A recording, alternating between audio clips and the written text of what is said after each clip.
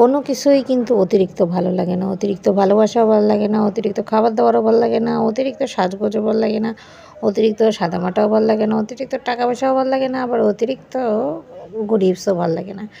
আবার অতিরিক্ত বৃষ্টি যে হইতেছে এটাও কিন্তু কারো কাছেই ভালো লাগতেছে না। আসসালামু আলাইকুম, কেমন আছেন সবাই?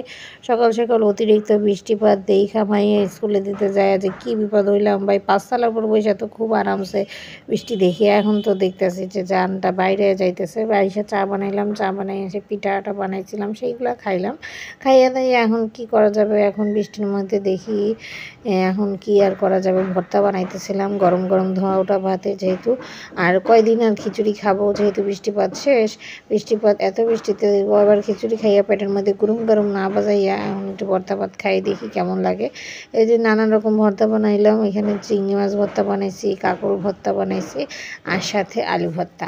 এই ৩ রকমের ভর্তা বানাইছি। ভর্তাগুলো কিন্তু ভীষণ মজা লাগে। শীতকালে কিংবা বর্ষাকালে কিংবা গরম ভাতে যেই কালেই হোক না কেন, আপনার যখন কিছু খাইতে ইচ্ছা করবে না এই সময় এই চিংড়ি মাছ ভর্তা আর এইসব ভর্তা বানাই বুনাই খাবেন। আমিও মাঝে মাঝে বানাই খাই। অতিরিক্ত কোনো কিছু করতে চাইবেন না, ঘুরেই পিছাই সবটাই করবেন। মাঝে মধ্যে খিচুড়ি খাবেন, মাঝে মধ্যে ভর্তা খাবেন, মাঝে মধ্যে হুদা তরকারি একবারে পাতলা তরকারি খাবেন, কিন্তু একরকম খাওয়ান খাবেন না সবসময়। এতে ভালো থাকবেন, সুস্থ থাকবেন, আর অবশ্যই মনটাও ফুরফুরা থাকবে। আল্লাহ হাফেজ।